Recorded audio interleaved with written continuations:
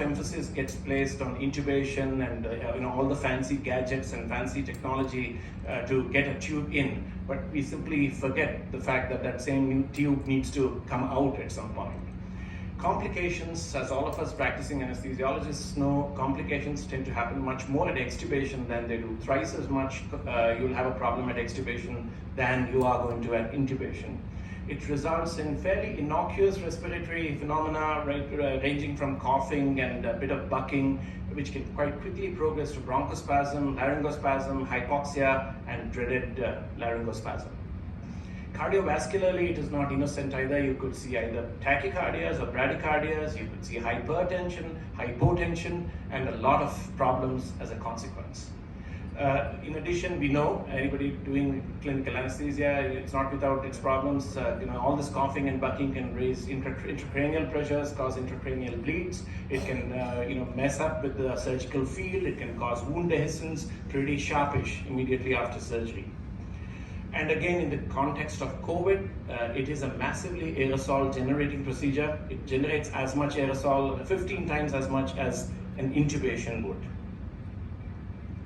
What about in pediatrics? The Apricot study is something those doing kids might be aware of. It's a large study of over 33 European countries, 260 units doing regular pediatric anesthesia, and there they came up with this number that 1.2% of kids actually end up with laryngospasm. This is in tertiary pediatric facilities in a European context. There is no dearth of clinical material or teaching on equipment. And laryngospasms, if you look at a close claims analysis in the US, it contributes up to 6% of all cardiorespiratory arrests that happen in kids. And this incidence could be as high of laryngospasm, could be as high as 1 in 4 in kids undergoing T's and A's, tonsillectomies and adenoidectomies. So it is a real problem and needs real solutions. So how do you plan a safe extubation? So a lot of ideas in anesthesia is borrowed from aviation, and this is also another concept that it's just if you liken anesthesia to a flight, if your intubation is your takeoff and your maintenance phase is your autopilot, your descent and landing is your extubation. What do the pilots do? So we have a lot to learn from them. What they do is maintain what we call a sterile cockpit. No noise, no nonsense, no unnecessary talk, and very effective lines of communication of who is in charge, whose role is what. So that is something as anesthesiologists we should really look at adopting, and we should indeed adopt. It's as much non-technical skills as it is technical, because the problems are finite. It is nothing that we are not aware of, and often the cause of problems is our inattention or not giving it enough respect that it deserves. Again, talking of respect, every paralyzed patient, one of the earlier speakers I saw, I think Dr. Venu in the next hall mentioned that recommendations are that anyone who's got a paralysis should actually have their train of force measured objectively. Otherwise, we can't just rely on subjective opinions and think that this patient is reversed. So we have to learn to treat our paralyzed kids or adults, for that matter, with the respect they deserve. And remember, extubation, whatever your intubation might have been like, your extubation is an elective procedure.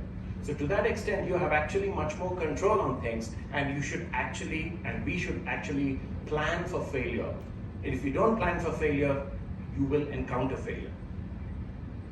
So as anesthetists, we love the ABCD approach for everything. So I thought this is an easy way to look at an extubation checklist, a mental checklist, if you may. You just first think about it from an airway point of view. Is my patient able to protect is my baby able to protect their airway? Have I suction under direct vision? So you just see what you suck. Don't go around suctioning, and suction deep. You also look at avoiding airway trauma, obviously, that's self-explanatory, and think about does this kid have a propensity towards obstructing their airway? Do they need a nasopharyngeal airway electively? So these thoughts you can have prior to the act of pulling the tube out.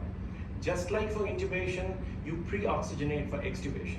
Okay, and this is something many of us do as routine practice, but again, there are two views about it. Some pre-oxygenate to 100%, others pre-oxygenate, I personally pre-oxygenate to about 80%, which I still feel that when you don't have and you still have some nitrogen splinting of the airways, which gives you a better FRC, and probably and you're still giving 4 times as much oxygen as the kid otherwise breathed. Also have to check, especially in small kids, babies, is the ventilation adequate? Don't allow the CO2 to build up and up and up, because CO2 itself is a potent, it's a excellent way of producing anesthesia and narcosis. So you have to have them at virtually physiological pH and physiological PCO2 to be able to pull that tube out and assess whether the breathing pattern is normal. Then moving to circulation, make sure they're warm, well perfused, and they're not really in hypotension, and you're not rushing fluids in as you're trying to extubate, because it takes time for the lung water to equilibrate through the various compartments that we just spoke about. Make sure the kid is well analgesed, because a kid in pain is going to cause you much trouble, and also confirm reversibility, confirm reversal of your neuromuscular blockade. None of this is rocket science, but these are the things, this is just a mental checklist that we can adopt ourselves. And then everything else, again, warm kid. This is again one of the problems. Most of the time we don't look at temperature, we don't measure it actively enough, and we don't do enough about it. So a cold kid is going to give you trouble. And also look at what team you have at your disposal, because when it all goes belly up, you need more people to help you. It's not a one-man or one-woman show. So there are largely 3 types of extubations that we can think about. I will leave deep extubation and Bailey's maneuver as more art than science.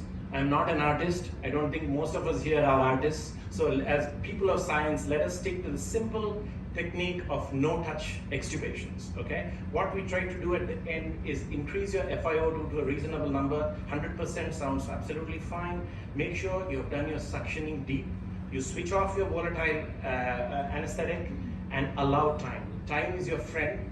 And Aruna madam was one of our anesthesia professors here when I learned, and she would always say, let the kid earn their extubation. Every child has to earn its extubation. And wait, time is your best ally. Okay, and so do not stimulate, do not allow others to stimulate. Your nurses are trying to be helpful, trying to put on the dressing of the kid, and trying to take off the cartilage plate as the MAC is reaching 0.3 and 0.4, and that is when the coughing and bucking happens. So it's a sterile cockpit, it's a no-touch zone. And this is generally the best way to do it in pediatrics. So what is laryngospasm? Despite our best efforts, laryngospasm can and will occur. If there are 1,200 delegates attending this conference, even at 1.2%, about 12 of us are going to encounter laryngospasm the next time we anesthetize a kid. So we have to be prepared, okay? So what it is the body trying to shut itself off and protect itself against pulmonary aspiration, if you view it teleologically. What is happening is, again, the glottic closure, either by the true cords adducting or in conjunction with the false vocal cords, in which case it becomes even harder to open up the airway. There are 3 mechanisms, as we know. There is an inspiratory stridor to it, there is an expiratory stridor, and a ball valve obstruction, which is the most dangerous component of it all. Like any reflex, it has an afferent, a center, and an efferent. The afferents are from the specific receptors, cold and pressure receptors, and something trickling down the laryngeal inlet, which provokes the superior laryngeal nerve to send signals to the nucleus tractus solitarius, from where, via the recurrent, both of these, as you know, are branches of the vagus, results in that dreaded scene that we don't want to see. That is not a scene any of us want to be encounter, but we do from time to time. So what happens is the lateral cricoarytenoids go into spasm, then the thyroarytenoids, and also the cricothyroid muscles. So all of this may be parasympathetic, but the stress it causes to us is very much a sympathetic one. There's nothing parasympathetic about the stress this causes. So is it possible to risk stratify? Of course it is, and we do it constantly. Just a pointer to especially the postgraduates, the younger the baby, the more risk of having laryngospasm. Those with the recent URTI have an increased propensity to airway irritability for the next 6 to 7 weeks. Passive history of smoke, this is something that can be elicited, any family members smoking, especially the father or mother, why not? It's all gender equal now. So it's a question that deserves to be asked as well. Insufficient depth of anesthesia and the experience of the anesthetist matters. So the apricot study actually came up with a very interesting number. Every 1 year of experience an anesthetist has in a pediatric specific setup, their incidence of bronchospasm and laryngospasm comes down by 1%.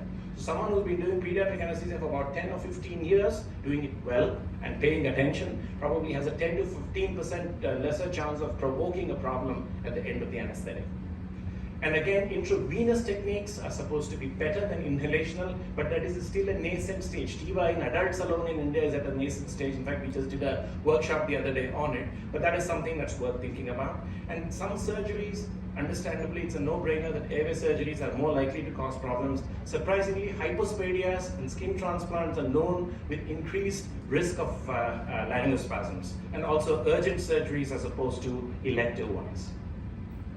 It is largely a clinical diagnosis. So we look at suprasternal retractions, supraclavicular retractions, paradoxical movements, and a tracheal tug. All of these sound great and great to write in an exam, but not all of these will see. In fact, 3 out of 4 of these will probably present typically, but the another 1 in 4 will just present for the first time with a desaturation and something not feeling quite right. Okay?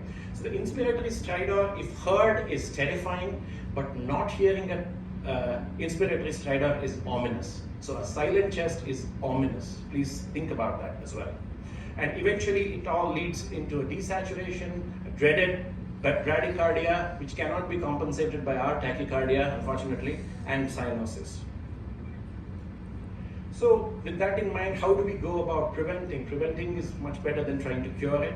Risk stratification is key, and airway management only at appropriate depth. So typically stage 3, plane 2, and no sooner, either at the beginning of your case or at the end of the case. Do not mess with the airway at the wrong plane of anesthesia. And in fact, inhalational, although this is strictly not an extubation problem, an inhalational induction by the occasional pediatric anesthetist is significantly associated with higher risk than one who does it all the time. So in your hands, the technique that works best for you is the technique of choice, not something that just a book says. In the maintenance phase, again, there's emerging evidence that TIVA is a great option, and this large study by Angan Sternberg et al. That was published a good 12, 13 years ago now, showed that propofol had a much lower incidence of causing laryngospasm at the end of the case than the standard inhalational anesthetic, which is SIVO. DES, because of its airway irritability, those of who you use DES know that, it's associated with a higher incidence than either SIVO or isoflurane, which are excellent bronchodilators. And again, we have to ensure a well-analgesic child and good depth of anesthesia. Try and be sharpish from this point on.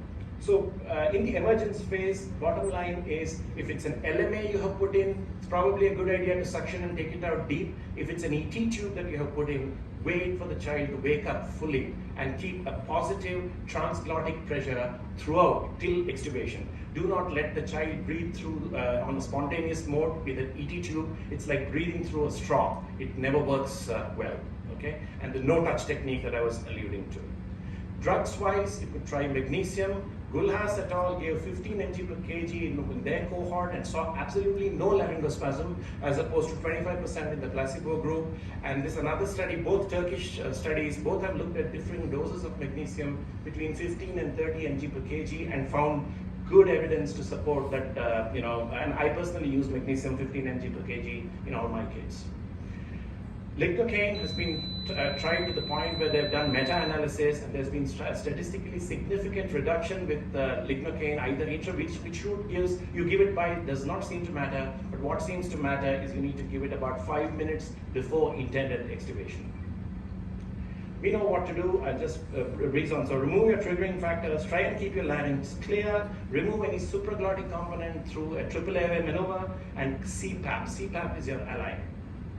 So we know at this point we do not have a patent airway, so inhalational options are of limited value, which basically leaves you with intravenous options. Propofol is most well studied of all. A subhypnotic dose of about half an mg per kg works in 3 out of 4 kids. If propofol doesn't, scoline is where you go to. That remains the gold standard. No less than half an mg per kg. Okay, and if you do not have intravenous access, you're in trouble. But you have the only option you then have is giving a bigger dose of scoline and hoping that it works. And if you're giving intravenous succinylcholine, especially in the setting of a perioperative hypoxia, always pre-medicate with atropine, because the bradycardia will almost certainly ensue. And managing a laryngospasm crisis, because that's what it is not just about knowledge, but also about your non-technical skills of team working. And because we encounter this as a team, you need to train to deal with it as a team. Okay? And this is a study, this is quite interesting. Just looked at how well, in India we don't have any data, but this is a large French study of 107 tertiary pediatric anesthetists. And even there, it showed that there's no real structure to what they're doing. Most are working in a state of panic, trying to do what they can, but they don't have a structured algorithm. Most of them have differences in the way they try to combat it. Some use a face mask, some use CPAP, and again, huge variability of doses. So this is not good, because in a crisis, the last thing you want to be doing is trying to think. So because of this, we have tried to develop a local algorithm in our hospital, because what I believe is that it produces consistency and reproducibility, and because of that, we try to train together and simulate and train as a team, because you're not going to encounter this alone. This is one at Sakra, in the interest of where I work. This is the thing we give out to all our postgraduates and all our SRs, and there's a series of handouts like this for different situations that we encounter, and there's nothing more scary than a pediatric extubation. So this kind of lies available in the department for people to have a look at. So I'll conclude by saying that to be forewarned is forearmed. Every difficult intubation you have done is also a difficult extubation, so please treat it with the same respect. The bottom line is, if you have put an LMA, try to extubate deep and position the child appropriately with the patent airway. If it's an intubated kid, awake, completely awake, and once muscle relaxant has worn off. And if, God forbid, laryngospasm happens, and sooner or later, unfortunately, it's the reality of life, it will, CPAP, propofol, and scoline in that order. And I cannot stress enough that we encounter this as a team, so to deal with it, we need to train as a team. Thank you. Thank you, Dr. Shishir. Questions will take at the end of the session. So we'll move on to the next speaker.